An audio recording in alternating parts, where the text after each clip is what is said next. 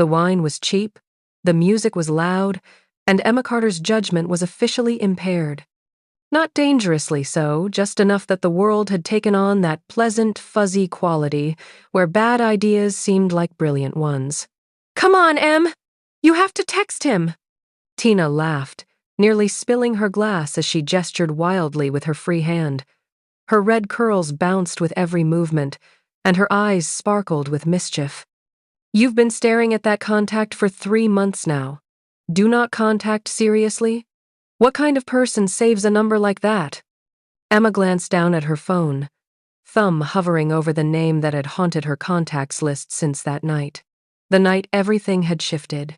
The charity gala. The moment she'd locked eyes with him across a crowded ballroom while carrying a tray of champagne flutes, Luca Valente. Even his name sounded dangerous when she thought about it, which was often. Too often. "A person with common sense," Emma replied, but her conviction was wavering. The wine wasn't helping. Neither was Tina's encouraging grin.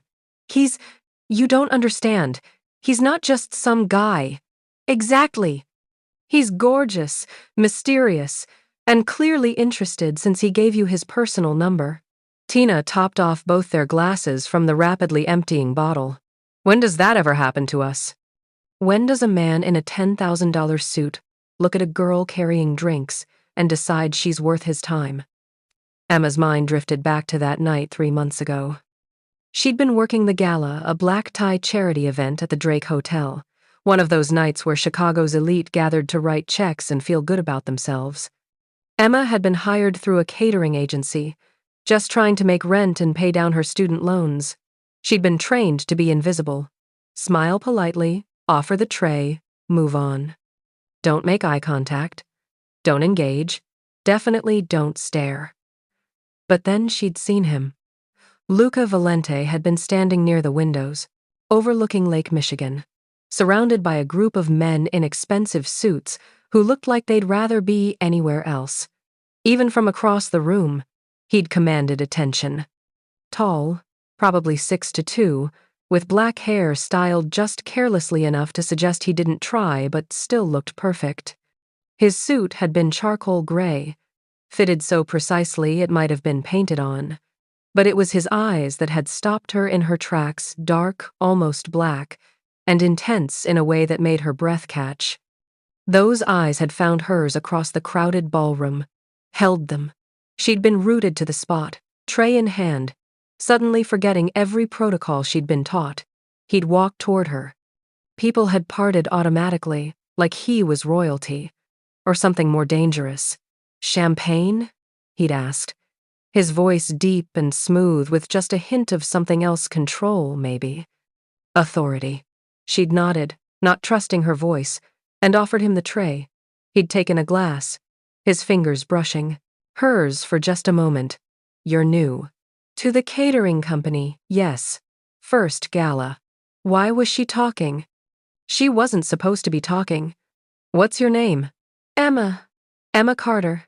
Something had flickered in those dark eyes. Amusement? Interest? "Emma Carter. I'm Luca." As if she didn't know. As if everyone in Chicago didn't know who Luca Valente was, even if they pretended not to. The youngest head of the Valente crime family in the city's history. 28 years old and already legendary for his ruthlessness, his intelligence, and his complete lack of mercy when it came to business. But standing there, with his eyes on her like she was the only person in the room, Emma had felt something other than fear. Something that should have terrified her even more. "Nice to meet you," she'd managed. He'd smiled just slightly, just enough to transform his face from intimidating to devastating. "The pleasure is mine, Emma Carter." Then he'd done something she still didn't understand. He'd pulled a business card from his inner jacket pocket and written something on the back before handing it to her. "My personal number. In case you ever need anything." She'd taken the card with shaking hands, convinced she'd misheard. Men like Luca Valente didn't give their personal numbers to catering staff. They didn't give their personal numbers to anyone. Why? She'd asked, too surprised to be tactful. His smile had widened, just a fraction. Because I want you to have it." Then he'd walked away, rejoining his group of stern-faced men, leaving Emma standing there with a business card that felt like it was burning a hole in her palm. She'd gone home that night and immediately saved the number in her phone under Do Not Contact, a reminder, a warning to her future self. Because she knew even through the haze of attraction and adrenaline that Luca Valente was danger personified. Getting involved with a man like that, even peripherally, was a one-way ticket to disaster. But she'd never deleted the number. "Earth to Emma!" Tina snapped her fingers in front of Emma's face, pulling her back to the present. "You've got that look again." The dangerous mafia guy with beautiful eyes look. "He's not," Emma started, but Tina cut her off. "Please, everyone knows what the Valentes are. You know it, I know it, the entire city knows it, which makes this even more exciting." Tina grabbed Emma's phone before she could stop her. "Come on, one text. What's the worst that could happen?" "Tina, give it back. Just something flirty, something fun. You're always so serious, Em. When was the last time you did something spontaneous?" Spontaneous and stupid are not the same thing. But Tina was already typing, her wine-flushed face glowing with determination. "How about, hey stranger, remember me? The girl with the champagne and the terrible timing?" "No! That sounds like you're interested? Good, because you are." Tina held the phone just out of Emma's reach. Or, ooh, I know. 3 months is a long time to wait for a call. "Starting to think you forgot about me." Emma lunged for the phone, but Tina danced away, laughing. "Tina, seriously, give it back. This isn't funny. You don't understand who he is. I understand that he gave you his number, and you've been too chicken to use it." Tina's thumb hovered over the send button. "So I'm helping you. You'll thank me later." "Tina, don't. Sent." Emma's stomach dropped. "What? Tina, what did you—" Tina handed back the phone, looking immensely pleased with herself. Emma stared at the screen, her heart pounding as she read the message that had just been sent to Luca Valente's personal number. "Took me 3 months to work up the courage, but here I am. Still thinking about that night. Hope I'm not being too forward, but something tells me you appreciate directness. Emma Carter." "Oh my God." Emma felt the blood drain from her face. "Oh my God. Tina, what did you do?" "I did you a favor." That was perfect flirty, but not desperate. Confident, but not aggressive. Tina clinked her glass against Emma's frozen hand. "You're welcome. You don't understand." Emma's voice came out as a whisper. "You really, really don't understand. So he's a bad boy. He's clearly interested. What's the problem?" The problem was that Emma knew exactly what Luca Valente was. Not just a bad boy, not just some criminal with a dangerous reputation. He was the head of one of Chicago's oldest and most powerful crime families. He was intelligent, calculating, and reportedly utterly without mercy when crossed. People who got involved with men like that, even innocently, had a tendency to disappear, and she just sent him a flirty text message at 11:47 p.m. on a Friday night, while drunk.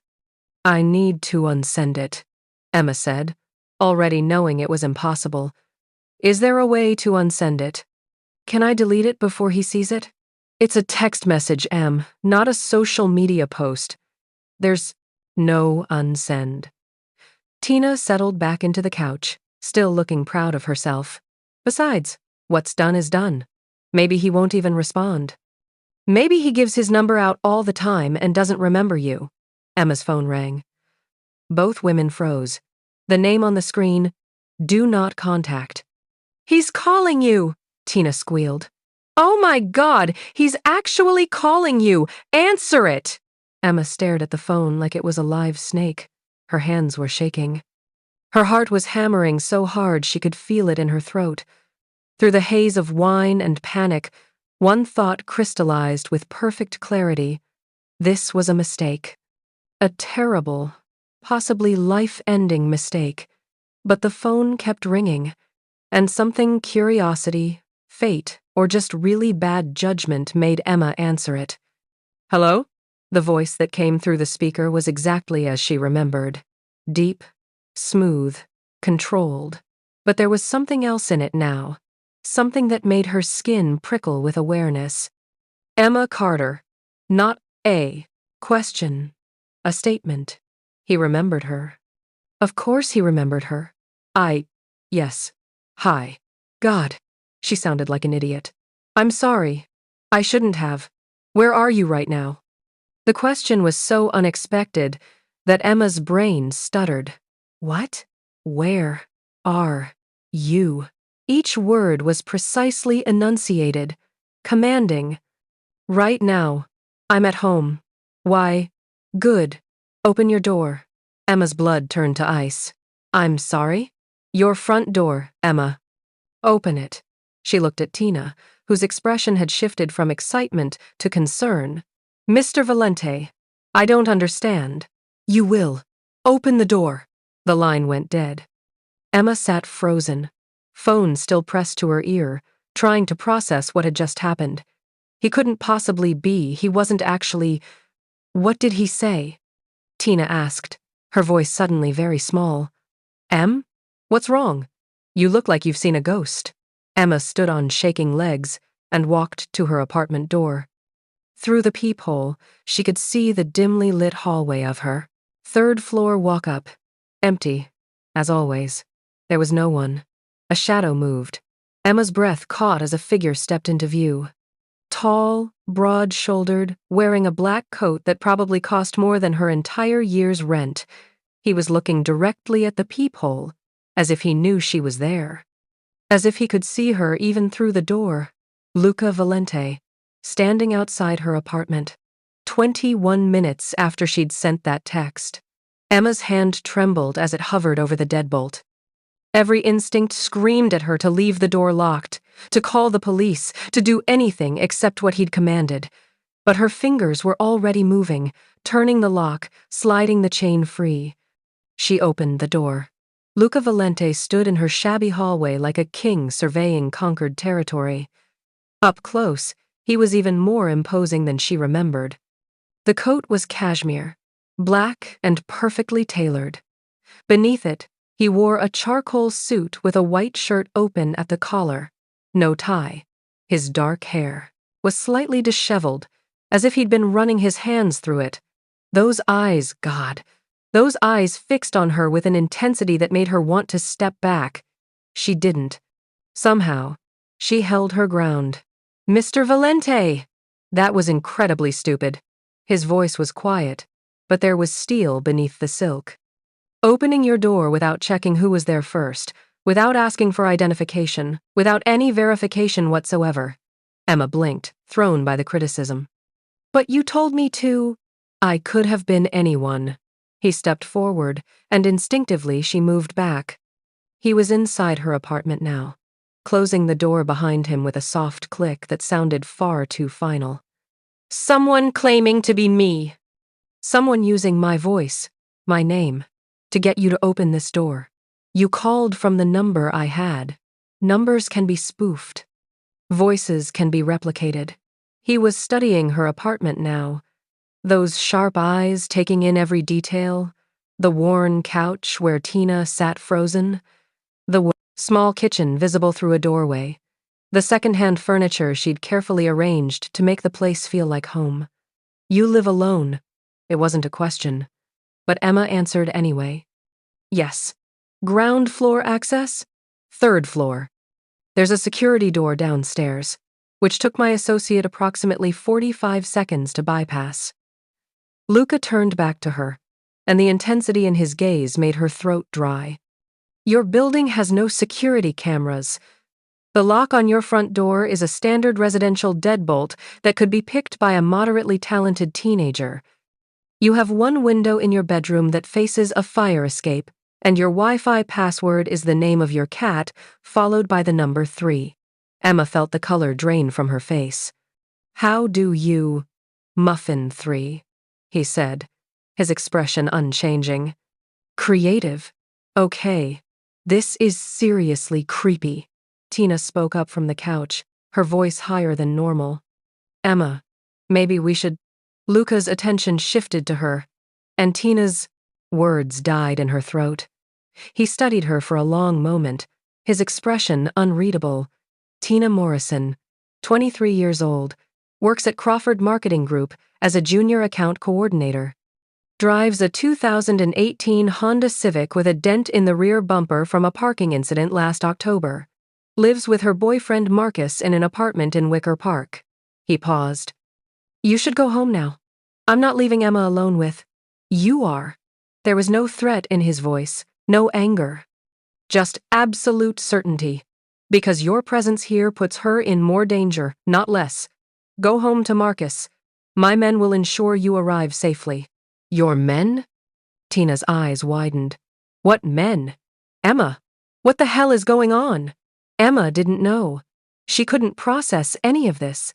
How did Luca know where Tina lived?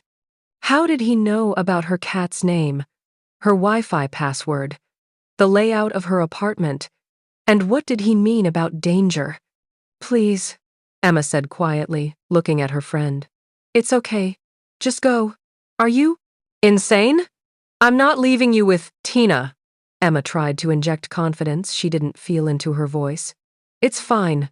Really. I'll call you later. Tina looked between them, clearly torn. Finally, she grabbed her purse and coat, moving toward the door while keeping her eyes on Luca. If anything happens to her, nothing will happen to her, Luca said, still in that same calm, controlled voice. You have my word. Forgive me if the word of Tina caught herself, perhaps realizing that insulting a man like Luca Valente in his presence was a spectacularly bad idea. Just be careful, Em. Then she was gone, the door closing behind her with a soft click, and Emma was alone with Luca Valente. The silence stretched between them, heavy and charged. Emma's pulse thundered in her ears. She was suddenly hyper-aware of how close he was, how much space he occupied in her small living room. He moved with the fluid grace of a predator, crossing to her window and looking out at the street below. How long have you been watching me? Emma asked, proud that her voice only shook a little. Since the night we met. He didn't turn around. Standard procedure for anyone I give my personal number to. Standard procedure is stalking? Standard procedure is ensuring they're not a threat. Now he did turn, and the look in his eyes made her breath catch. Or vulnerable to becoming one. I'm nobody. I serve drinks at fancy parties. I'm not a threat to anyone. Emma. The way he said her name like he was tasting it, testing it, sent a shiver down her spine. Do you know who I am? Yes. Say it. You're Luca Valente, head of the Valente crime family. And yet you sent me that text. He moved closer, and she had to tilt her head back to maintain eye contact. He was so tall, so imposing. Why? It wasn't. How could she explain? My friend, she was just being silly. It didn't mean anything. It meant something to me. His voice dropped lower, softer, somehow more dangerous. It meant you'd been thinking about me, about that night. It meant you wanted me to know. I was drunk. Truth serum, some call it. A hint of a smile played at the corners of his mouth. But that's irrelevant now. What matters is that you sent it. And the moment you sent it, you became my business. Your business? Emma's confusion was giving way to frustration. I don't understand what's happening. You show up at my apartment. You know things about me that no one should know. You send my friend away. I sent her away because having her here when they come would mean I'd have to protect two of you instead of one. The smile was gone now, replaced by something harder. And I'm not sure I can. Emma's frustration evaporated, replaced by cold fear. When who comes? Luca pulled out his phone and tapped the screen a few times before turning it toward her. The image showed Emma and Tina leaving her apartment building earlier that evening. They were laughing, obviously already tipsy from the pre-gaming they'd done at Tina's place. The photo was grainy, taken from a distance, but clear enough. This was taken at 8:47 p.m. tonight, Luca said, by associates of the Constantine family. The name meant nothing to Emma. Who? Competitors of mine. We've been having a disagreement about territory in the South Side.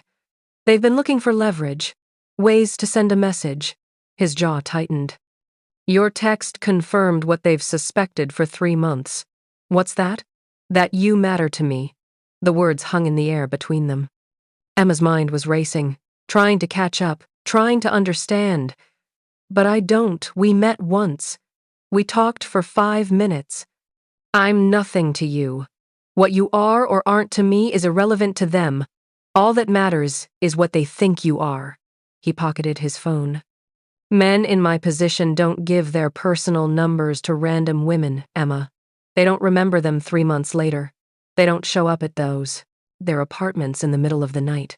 His eyes bore into hers. The fact that I'm here, right now, tells them everything they need to know, which is that taking you would hurt me. And hurting me is currently their primary objective. Emma felt like the floor had dropped out from under her. This couldn't be happening. This couldn't be real. She'd sent a stupid, drunken text message, and now she was a target? For organized crime? This is insane, she whispered. This is my world. A world you entered the moment you sent that text. Luca's voice wasn't unkind, but it was implacable. I'm sorry. But that's the reality now. So, what does that mean? What happens now? Now? He glanced at his watch. Expensive, understated, probably worth more than her car. Now you have approximately 15 minutes to pack essentials.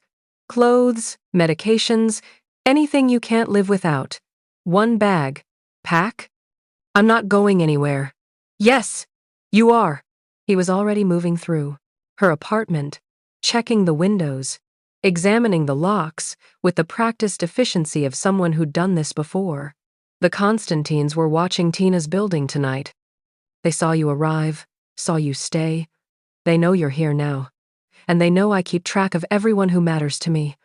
But I don't matter to you. He turned, and for the first time, she saw something flicker in those dark eyes. Something that might have been regret, or something else entirely. Unfortunately for both of us, he said quietly, that's no longer true. I'm calling the police. And tell them what? That you sent a text message to a man you barely know and now you think you're in danger? Luca shook his head. The police can't help you, Emma. Even if they wanted to, which they don't. The Constantines have officers on their payroll. You'd be signing your own death warrant. This is crazy. This is you're trying to scare me. To make me, I'm trying to save your life.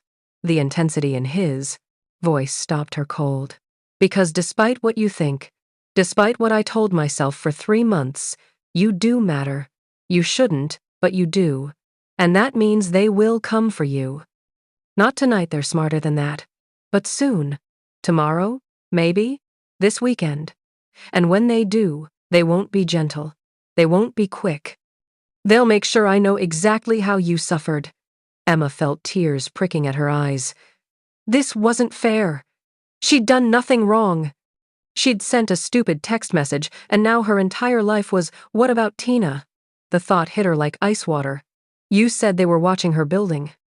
If they think she matters to me, she's being collected now. My men will take her somewhere safe until this is resolved. Collected? Like she's a package? Like she's an innocent person who got caught in crossfire she doesn't understand. Luca's expression softened slightly. I don't make a habit of letting innocents get hurt, Emma. Not if I can prevent it. How? Noble of you. I'm not noble. I'm practical. And practically speaking, having 2 women tortured because they were in the wrong place at the wrong time would be bad for business. He checked his watch again. 12 minutes now. I strongly suggest you start packing. Emma wanted to argue, wanted to scream at him, to throw him out, to pretend none of this was happening. But she could see it in his eyes he wasn't lying. Wasn't exaggerating. Everything he'd said All the horrifying implications were real. She'd sent a flirty text to the head of a crime family. And minutes later, he was here to save her life, whether she wanted him to or not. Emma's hands shook as she pulled a duffel bag from her closet. The bag was old, bought years ago for a college trip she'd never taken, and it smelled faintly of cedar. She stared at it for a moment, her mind blank, trying to process what essentials meant when your entire life was being upended. Clothes. She needed clothes.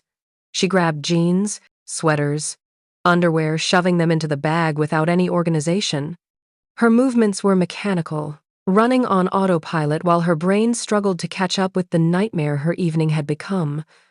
More practical items, less sentimental ones. Emma jumped. Luca was standing in her bedroom doorway, his tall frame filling the space. She hadn't heard him approach. How long had he been watching her? "I know what I'm doing," she said, more sharply than she intended. "You're packing like you're going on vacation." He stepped into the room, and suddenly, the space felt impossibly small. "You're not. Pack like you might not come back here for weeks. Maybe longer." "Weeks?" Emma's voice cracked. "You said you made it sound like this would be over soon. I said they'd come for you soon." "I didn't say we'd resolve the situation quickly."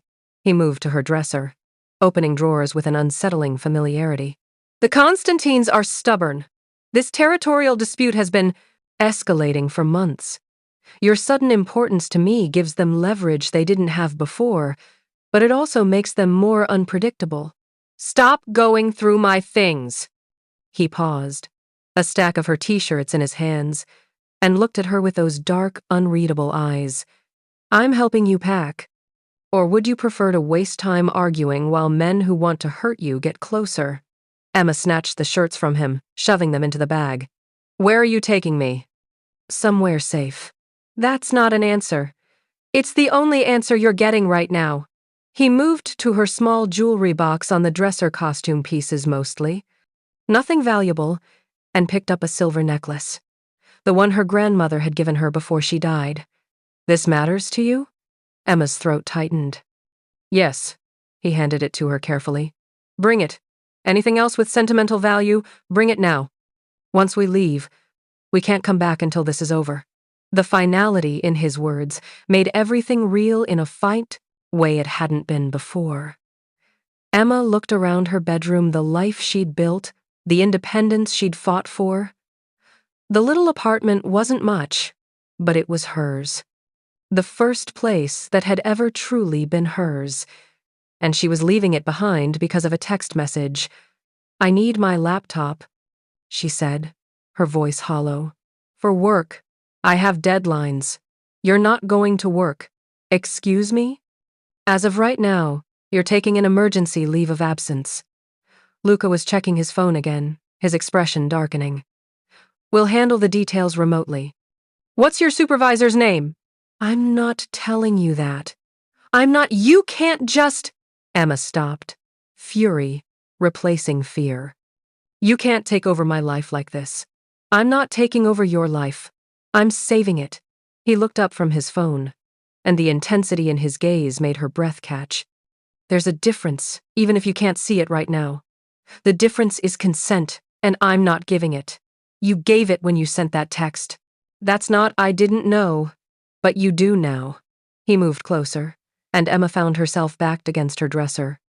He wasn't touching her, wasn't threatening her, but his presence alone was overwhelming.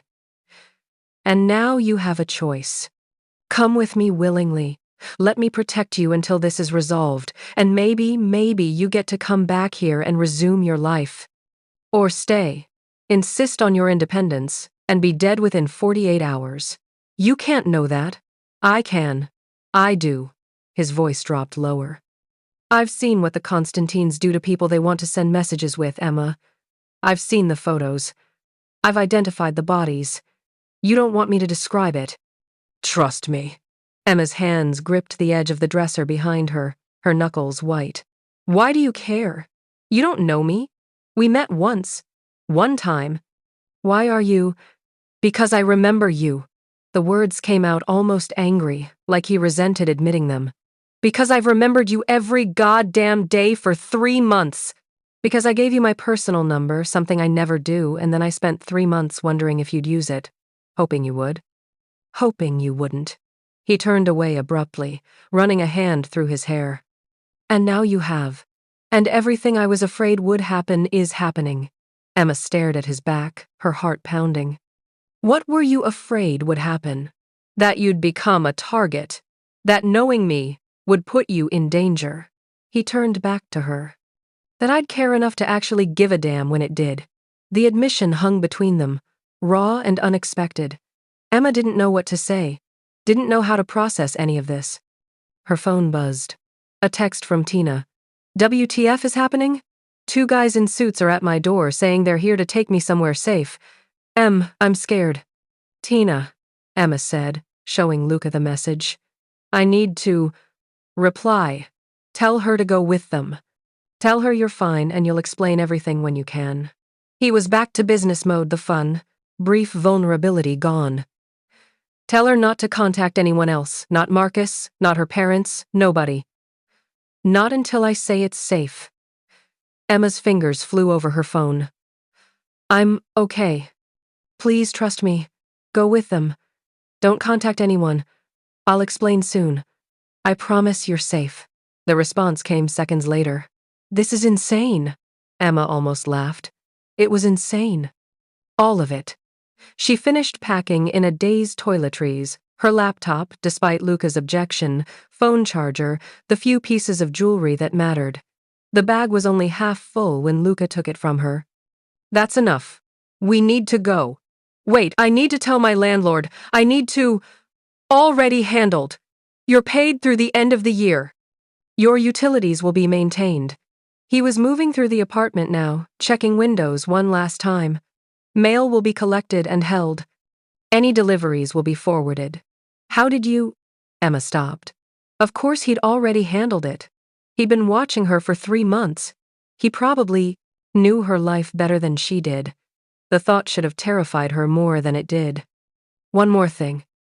Luca pulled something from his coat pocket, a sleek black phone, different from the one he'd been using. This is yours now. Your old phone stays here. What? No. I need my phone. Your old phone is compromised. Anyone tracking you and the Constantine Tsar can use it to find you. He pressed the new phone into her hand. This one is encrypted and routed through servers in 3 different countries. The only number saved in it is mine. Emma looked down at the device. It was expensive, clearly, and completely foreign. I don't know how to use this. You won't need to. You'll only need to call me. He took her old phone from the counter and removed the SIM card, pocketing it. No social media. No contact with anyone from your old life except through me. Do you understand? No contact? For how long? As long as it takes. Emma felt the walls closing in. Her life, her freedom, her identity, all of it being stripped away. I can't just disappear. People will notice. My job, my friends. Your job thinks you're dealing with a family emergency. Your friends will be told you're out of town for a while. Luca was at the door now, listening for something Emma couldn't hear. It's not ideal, but it's necessary. You've thought of everything, haven't you? That's my job. He opened the door slightly, scanning the hallway. Thinking of everything. Anticipating every threat. It's how I've stayed alive this long. He looked back at her.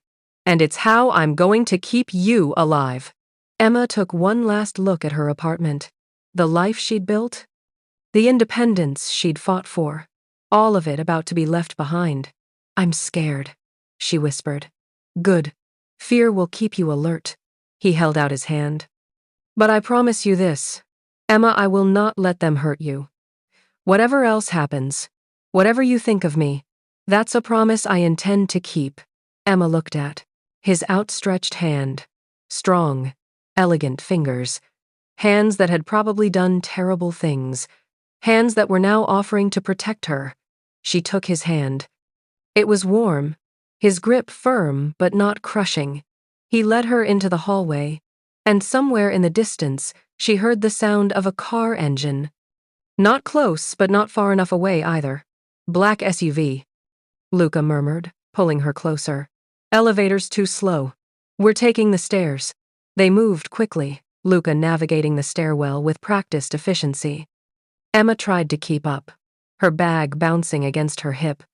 3 flights down, and they emerged into the building's small lobby. Through the glass doors, she could see the street. And the black SUV that had just pulled up to the curb. Back door, Luca said immediately, changing direction. Now. But before they could reach it, the front doors opened. 2 men entered. Both wore dark suits and expressions that made Emma's blood run cold. They weren't here to talk. Luca pushed Emma. Behind him, his body a shield between her and the men. When he spoke, his voice was different, colder, harder, filled with an authority that made the temperature in the room drop. Gentlemen, I believe you're in the wrong building. The taller of the 2 men smiled, but there was no warmth in it. Actually, Mr. Valente, we're exactly where we're supposed to be. Mr. Constantine sends his regards. Tell Mr. Constantine to go fuck himself. The smile widened. He thought you might say that. He also thought you might appreciate knowing that we have people positioned at every exit. Front, back, even the fire escapes. You're not leaving this building. Not with her. Emma felt Luca's hand tighten on hers. For the first time since he'd appeared at her door, she felt him tense. Not afraid, exactly, but calculating. Planning. How many? Luca asked. Enough. That's not an answer. It's the only one you're getting. The man's eyes shifted to Emma, and the way he looked at her made her skin crawl. She's pretty. Constantine will enjoy showing you the pictures of what comes next. Emma felt Luca move before she saw it. One moment he was standing still, the next he was closing the distance between himself and the men with terrifying speed. But before he could reach them, the second man pulled a gun. I wouldn't. The weapon was pointed directly at Emma. We're not here to kill you, Valente. Boss wants you alive to see what happens. But we've got no orders to keep her breathing if you make this difficult. Luca froze. For 3 heartbeats, nobody moved. Emma could see the calculation in his eyes, could practically hear him running through scenarios, weighing options, assessing odds. Then his phone rang. The shrill sound cut through the tension. Luca pulled it out slowly, never taking his eyes off the men. He glanced at the screen, and something flickered across his face. Relief? Satisfaction? I need to take this, he said calmly. Go ahead, the tall man replied. Not like you're going anywhere, Luca answered. Yes. He listened for a moment. Good. Execute. Then he smiled. It was the most terrifying expression Emma had ever seen, all teeth and darkness and absolute certainty. You've made a critical error, Luca said to the 2 men. You assumed I came here alone. The tall man's confidence wavered. We've been watching. You've been watching the front of the building. And possibly the back. Luca's smile widened. But my men have been watching you. For the past 40 minutes, to be precise. As if on cue, Emma heard sounds from outside car doors, raised voices, the unmistakable sound of someone hitting the ground hard. The second man's gun hand wavered. What did you... I have 8 men surrounding this building. They've just neutralized your entire team. Luca took a step forward. Which means you 2 are alone now, outgunned and making a choice. You can leave, walk away, go back to Constantine and tell him this was a failure, or you can try to complete your mission, and I promise you won't live to regret it. The 2 men exchanged glances. The one with the gun was sweating now despite the cool night air. Constantine won't let this go. Constantine doesn't have a choice. Luca's voice was silk over steel. This woman is under my protection. Anyone who touches her dies. Anyone who threatens her dies. Anyone who even looks at her wrong dies. He leaned closer. Make sure your boss understands that message. The front doors burst open, and 3 men in dark suits entered clearly Luca's people. They moved with military precision, weapons drawn, faces expressionless. The 2 Constantine men were surrounded in seconds. "Take them to the warehouse," Luca ordered. "Keep them comfortable. I'll decide what to do with them after I've spoken with Constantine." As the men were disarmed and led away, Emma's legs nearly gave out. Luca caught her, his arm steadying her. "It's okay," he murmured. "You're safe." "Safe?" Emma's voice came out higher than normal. "Those men were going to. They had a gun. And now they don't." He was guiding her outside, where a sleek black Mercedes waited at the curb. Not the SUV that had been the Constantine vehicle. This was different, the engine purring softly, the windows tinted so dark she couldn't see inside. "Come on. We need to move before they send reinforcements." Emma let herself be helped into the back seat. The interior was all black leather and polished wood, more like a luxury office than a car. Luca slid in beside her, and the driver, another stern-faced man in a suit, pulled away from the curb immediately. "Where's Tina?" Emma asked, her mind finally catching up. "You said your men were getting her. She's in a separate vehicle. She'll be taken to a different location." Luca was scrolling through his phone, his expression grim. "Separating you is safer. If the Constantines somehow track one of you, the other remains secure. You're keeping Tess apart? For now, until I can guarantee your safety." He typed something rapidly, then pocketed the phone. "I know you want answers. You deserve them. But first, we need to get you somewhere secure." Emma looked out the window as they sped through Chicago's streets. The city looked different, now dangerous, full of shadows and threats she'd never noticed before. How many people out there worked for families like Luca's, like the Constantines? How much violence was hidden beneath the surface of everyday life? "How long have you been planning this?" she asked quietly. "The extraction, the men surrounding the building." "You knew they were coming." "I suspected. The moment you sent that text, I knew they'd make a move. The Constantines have been too quiet lately, too patient. They were waiting for an opportunity." His jaw tightened. "You gave it to them." The accusation stung, but Emma couldn't deny it. "I'm sorry. Don't apologize. You didn't know."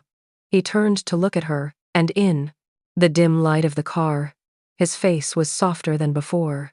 "But now you do. Now you understand what my world is like, what being close to me means."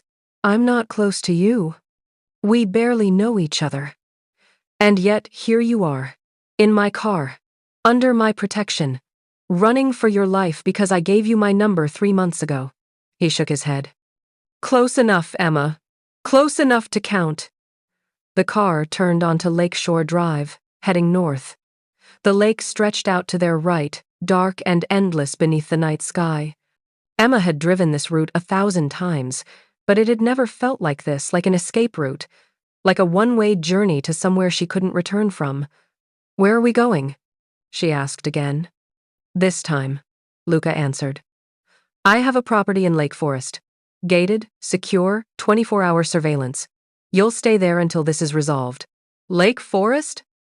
That was miles outside the city, in one of the wealthiest suburbs on the North Shore. "For how long?" "As long as necessary." "That's not an answer. It's the only one I have." He leaned back against the leather seat, suddenly looking tired. "I need to meet with Constantine. Negotiate. Make it clear that touching you is off the table. And if he doesn't agree, then this becomes a war." Luca's voice was matter-of-fact, like he was discussing the weather. "One I'm prepared to fight, if necessary." Emma's head was spinning. A war over her, because she'd sent a flirty text message. "This is insane," she whispered. "Welcome to my world." They drove in silence for a while, the city falling away behind them, replaced by the manicured lawns and sprawling estates of the North Shore. Emma watched the houses grow larger, more impressive, more isolated. Finally, the car turned through a set of iron gates that opened automatically. The driveway was long, lined with trees, ending at a house that was more like a mansion. Stone and glass and modern angles, lit from within by warm light. beautiful and cold at the same time. "This is your house?" Emma asked. "One of them." Luca was already out of the car, coming around to open her door. "The one that's most secure." Emma stepped out, her bag in hand, and looked up at the building that would be her prison. Because that's what it was, wasn't it? No matter how beautiful, no matter how safe, it was still a cage. "I want to see Tina," she said. "Tomorrow. I'll arrange a call." Not a call. In person. "Emma, in person," she repeated, with more strength than she felt. "If I'm going to stay here, if I'm going to trust you, I need to know she's okay. I need to see her." Luca studied her for a long moment. Then he nodded. "Tomorrow. I'll bring her here for a few hours. But she can't stay. For her safety and yours." It wasn't what Emma wanted, but it was something. "Thank you." He led her inside, through rooms filled with expensive furniture and original art that Emma couldn't appreciate in her current state. Up a curved staircase to the stays, second floor, down a hallway, to a bedroom that was bigger than her entire apartment. "You'll stay here," Luca said, setting her bag on the bed. "There's a bathroom through that door. Clothes in the closet if you need them. I had my housekeeper stock it with various sizes." "You thought of everything," Emma said, unable to keep the bitterness out of her voice. "I try to." He moved toward the door, then paused. "I know you're angry, scared, probably hate me right now. But I meant what I said earlier. I will keep you safe. Whatever it takes." "Why?" Emma asked. "Why do you care? Really?" Luca was quiet for so long she thought he wasn't going to answer. Then, "Because 3 months ago, I met a woman carrying a tray of champagne. She wasn't trying to impress me, wasn't afraid of me. She just looked at me like I was a person, not a monster.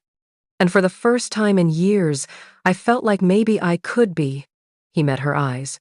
"So I gave her my number and hoped she'd never use it, because I knew what would happen if she did. But she used it anyway, and now I have to live with that." Then he was gone, closing the door softly behind him. Emma stood alone in the beautiful bedroom, in the beautiful house, in the beautiful prison. She walked to the window and looked out at the grounds below, perfectly landscaped, perfectly maintained, perfectly empty. She pulled out the new phone Luca had given her. One number saved.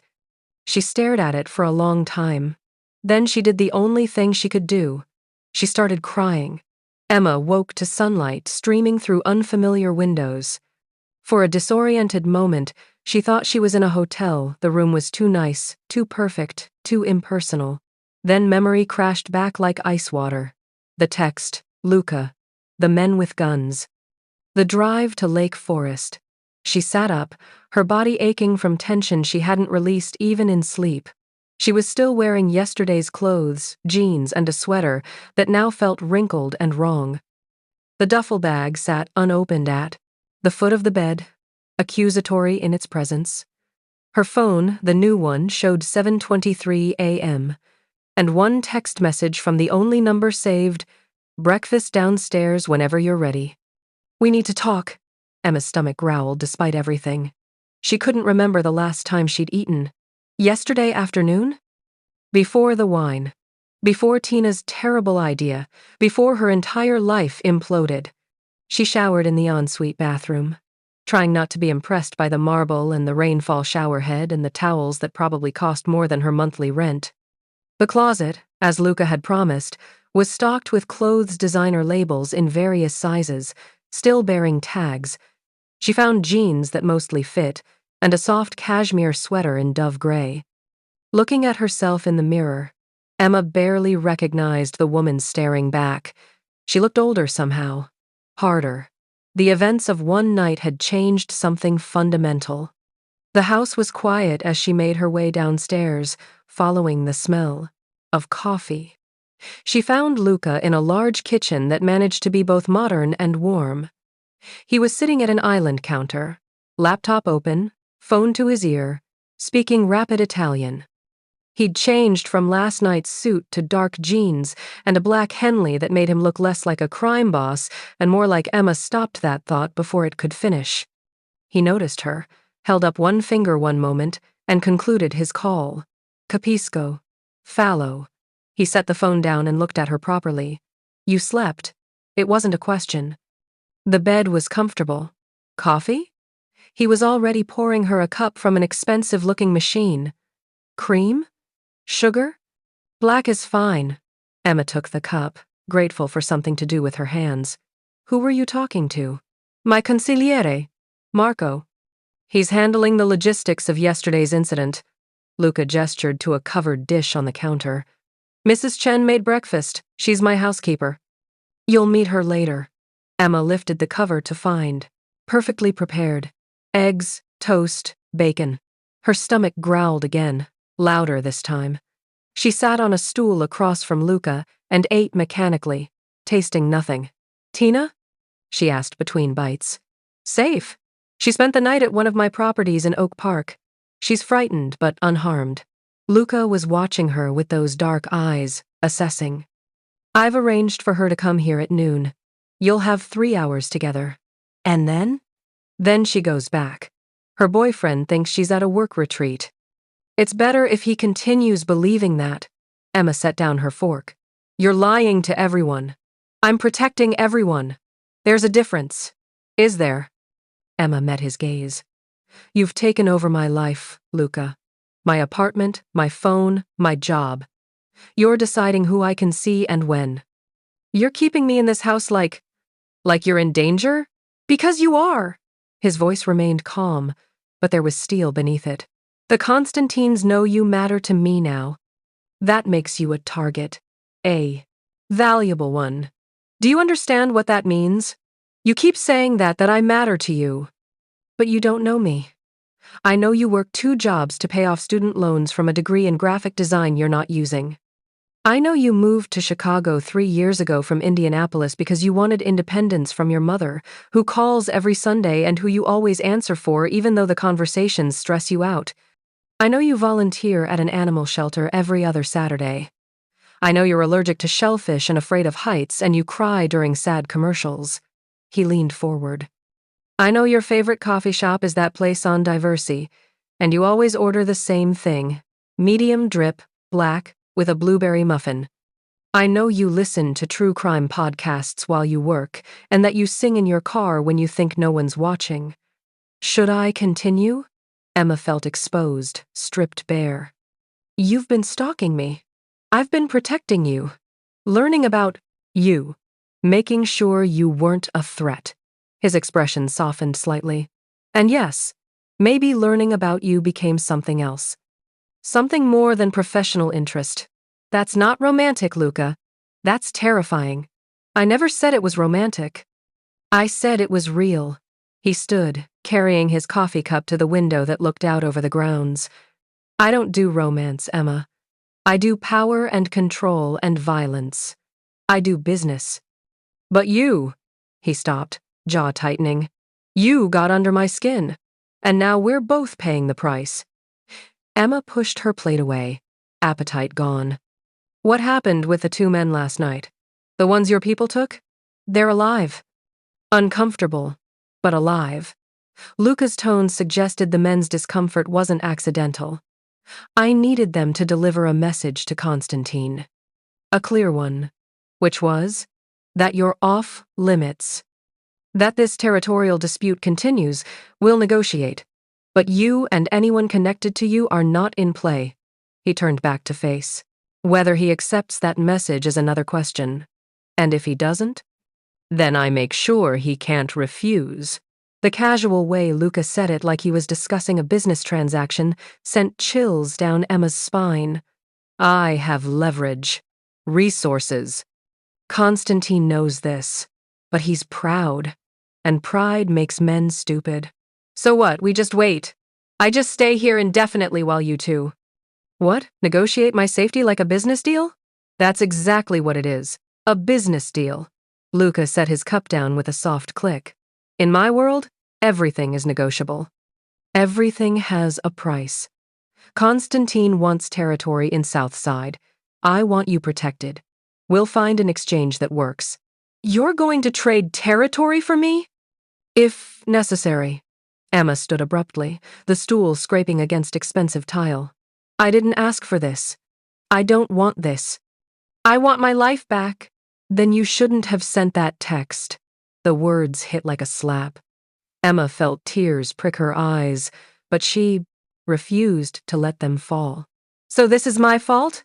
I'm being punished for what? Being drunk and stupid? You're not being punished.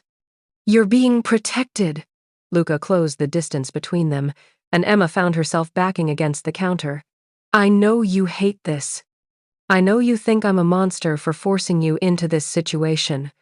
But the alternative, what the Constantines would do to you. His jaw clenched. I've seen their work, Emma. I've identified bodies. Young women. Used to send messages. What they do isn't quick. It isn't clean. They take their time. They make sure every cut, every burn, every stop. Emma's voice broke. Please. Luca stopped. Something like regret flickering across his face. I'm sorry. But you need to understand the stakes. This isn't me being controlling or possessive. This is me keeping you alive. By making me a prisoner? By giving you a chance at a future. He stepped back, giving her space. I know it doesn't feel like it now. But this house, these security measures, they're not a cage. They're a shield. A shield that felt an awful lot like bars. Emma's new phone buzzed.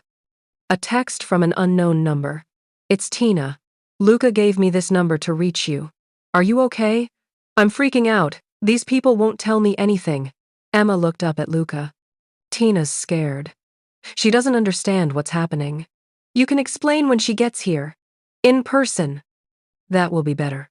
He glanced at his watch, different from last night's, but equally expensive. I need to meet with Marco to discuss strategy. Mrs. Chen will be here if you need anything. Don't leave the house. Don't go outside without security. The grounds are monitored, but I know. Dangerous. Got it. Emma couldn't keep the bitterness from her voice. Luca studied her for a long moment. I know you're angry. You have every right to be. But anger is better than fear. Anger keeps you sharp. He moved toward the door, then paused. There are books in the book. Library. Movies in the media room. A gym in the East Wing. Make yourself comfortable. This might be home for a while.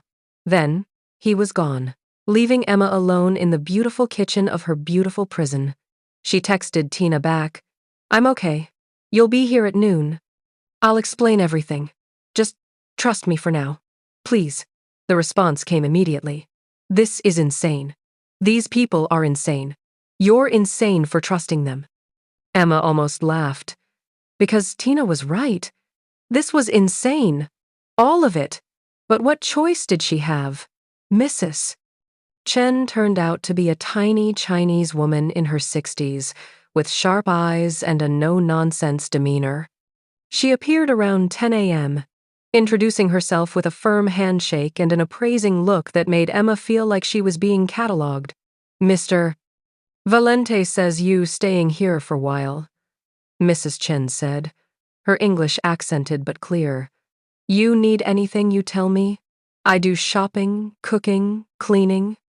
You need clothes, you tell me size. You need special. Food? You tell me what kind. Thank you, Emma said, unsure how to interact with a housekeeper who worked for a crime boss. I appreciate it. You look tired. Stressed. Mrs. Chen's expression softened fractionally.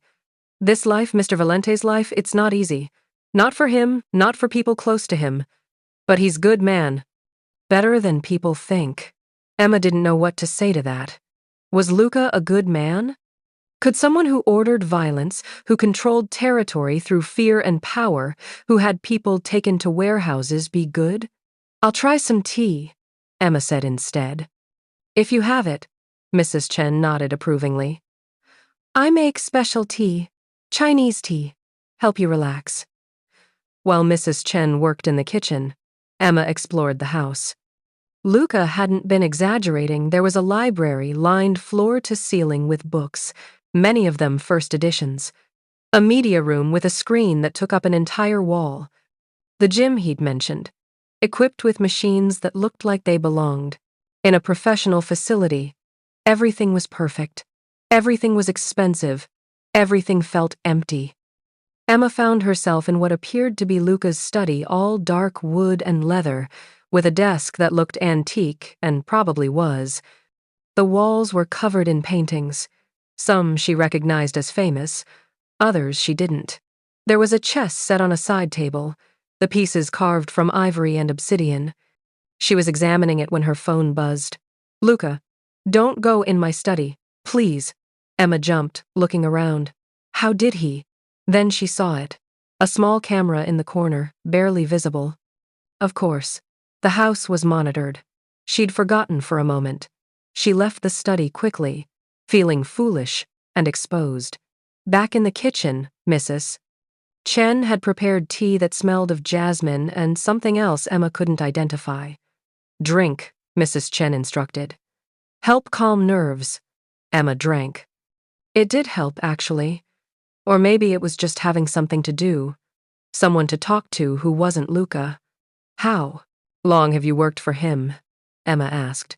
8 years. Since his father died and he'd take over family business. Mrs. Chen sat across from her, her own cup of tea in hand. He was very young, only 20, very angry, very scared, though he never show it. He doesn't seem like the type to be scared. Everyone's scared sometimes, even Mr. Valente. Mrs. Chen's eyes were knowing, especially now. "Because of you." We're not. You matter to him. First time I see him like this." Worried, protective. Usually he very careful, very controlled. But you make him not careful. Mrs. Chen smiled slightly. "Is good, I think. He needs someone make him feel human again." Emma didn't know how to respond to that. The idea that she somehow humanized Luca Valente made him feel something other than cold calculation. It was too much to process. Her phone buzzed again. This time it was a different number. One she didn't recognize. "Hello, Emma.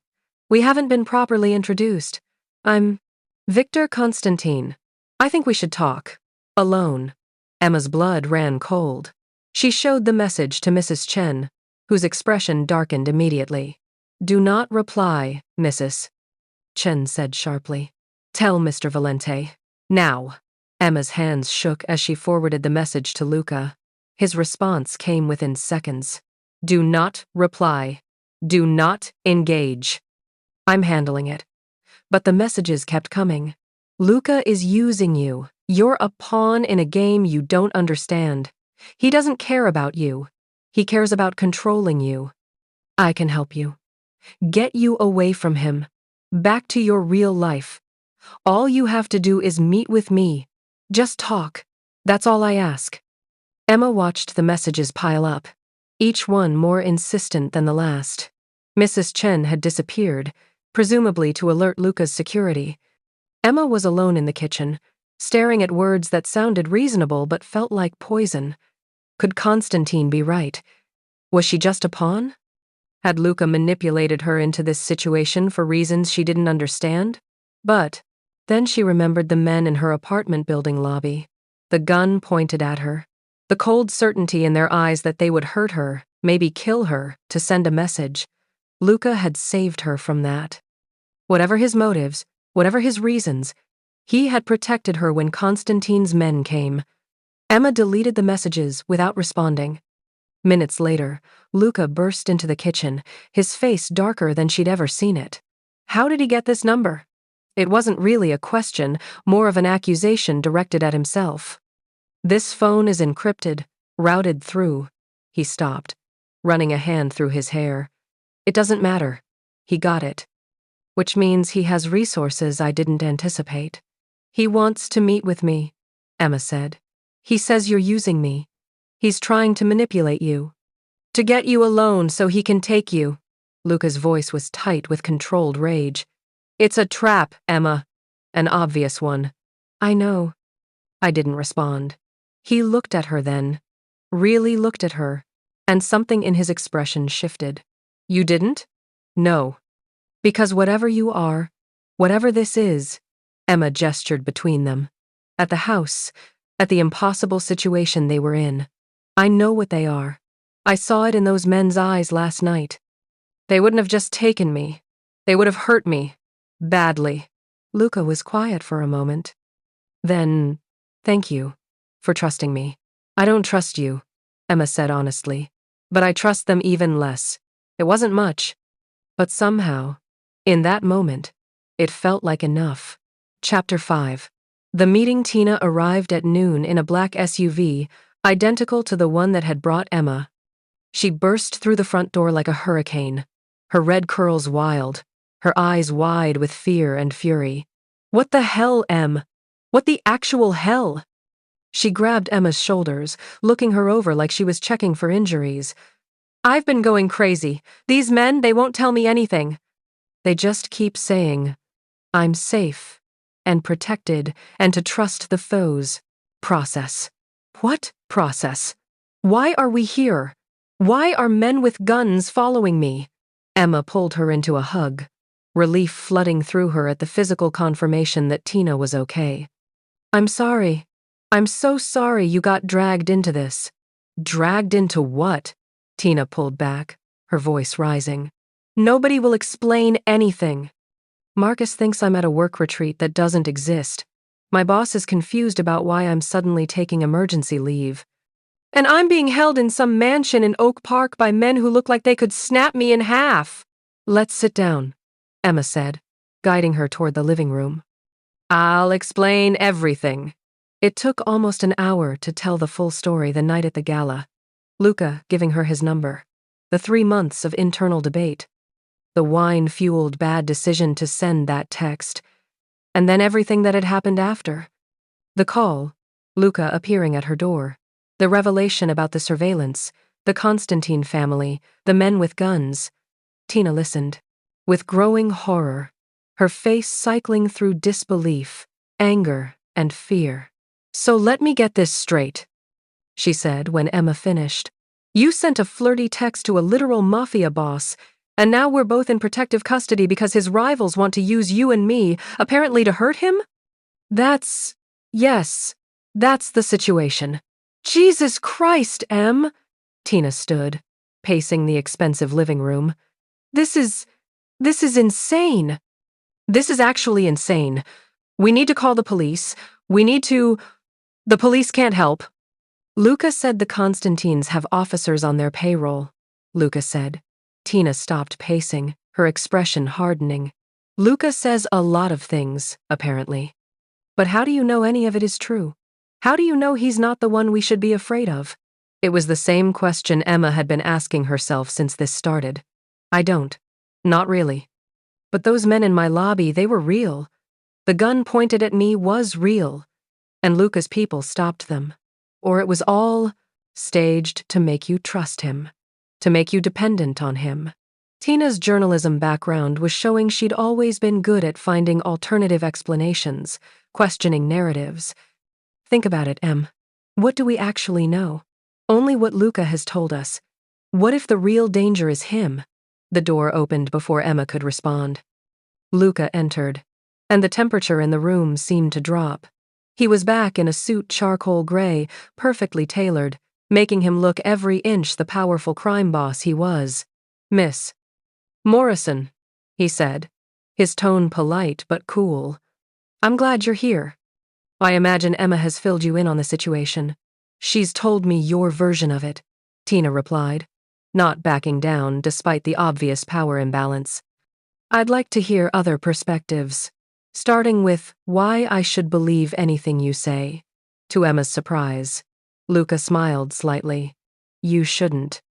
Trust should be earned, not assumed, but I can provide evidence. He pulled out a tablet and set it. On the coffee table, the screen showed security footage, timestamp from yesterday. Emma recognized her apartment building. There were the 2 men in suits, clearly watching. Then more footage, different angles, showing at least 6 other people positioned around the building. This is from my security team, Luca said. The Constantine family had 8 people watching Emma's building yesterday, 4 watching yours. All confirmed members of their organization, all known for what we call enforcement work, which is a nice way of saying violence, Emma murmured. Yes. Luca didn't sugarcoat it. He swiped to another screen, showing what looked like police reports. These are files on 3 women who were used by the Constantines to send messages to rivals in the past 18 months. I won't show you the photos. You don't need to see what was done to them. But I can tell you that all 3 required extensive reconstructive surgery. One will never walk again. Another is still in psychiatric care. Tina had gone pale. You're saying they would have done that to us? I'm saying they were prepared to. Whether they would have gone through with it depends on many factors. But I wasn't willing to take that chance. Luca's dark eyes fixed on Emma. Not with her. Why? Tina asked the question Emma had been asking. Why does Emma matter to you? You barely know her. That's between Emma and me. Like hell it is. She's my best friend. Her safety, her life has been turned upside down because of you. Tina's voice shook, but she held her ground. So I'm asking again. Why does she matter? Luca was quiet for a long moment. When he spoke, his voice was lower, more controlled, like he was admitting something he didn't want to. Because when I met her, she looked at me like I was a person. Not a monster, not a weapon, not a means to an end. Just a person. He glanced at Emma. Do you know how rare that is in my world? Everyone wants something. Everyone has an angle. But Emma, she didn't want anything from me. She didn't even want my number. She looked almost afraid when I gave it to her. I was afraid, Emma admitted quietly. But you kept it for 3 months. And then you used it. Something flickered in his expression. And the moment you did, everything changed. Tina looked between them, her expression shifting from anger to something else. Understanding, maybe, or resignation. This is crazy, she said finally. You're both crazy. This whole situation is crazy. Agreed, Luca said. But it's also real. And it's not going away because we want it to. So what now? Tina asked. We just stay here? Hide indefinitely while you negotiate with these Constantine people? Not indefinitely. Just until I can reach an agreement that ensures your safety. And how long will that take? I don't know. Luca's honesty was almost refreshing. Constantine is difficult, proud. He sees this as an opportunity to weaken me. And men like him don't give up opportunities easily. Men like him? Tina's voice was sharp. You mean men like you? Yes. Exactly like me. Luca didn't flinch from the accusation.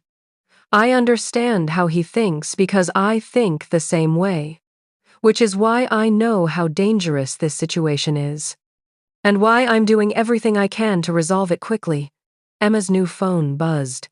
She pulled it out, saw a message from an unknown number, and her heart sank. Is your friend with you? The pretty redhead? Tell her Marcus misses her. Tell her we're taking good care of him.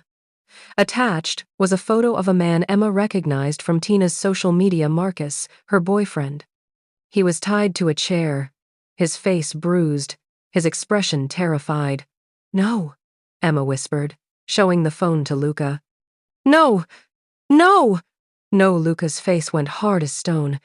He took the phone, studied the image, then immediately made a call. Marco. Constantine took Marcus Morrison, Tina's boyfriend. He listened for a moment. I don't care how. Find him. Now. He ended the call and turned to Tina, whose face had drained of all color. When did you last speak to Marcus? This morning, around 9. He texted asking if I was okay. I said I was fine. I was at the retreat. Tina's voice broke. Oh God. Oh God, they have him. Because of me. Because I know, Emma. Because I was there. This isn't your fault, Luca said, his voice surprisingly gentle. This is Constantine. escalating, expanding the threat to put more pressure on me. Emma's phone buzzed again. We could do this all day. Everyone you care about. Everyone you've ever known. Or you could come meet me. Alone. And we can end this. He's trying to force your hand, Luca said, reading over Emma's shoulder. Make you feel responsible for everyone's safety. Make you think the only way to protect them is to give yourself up. Maybe it is, Emma said quietly. No. The word was absolute. No room for argument. You give yourself.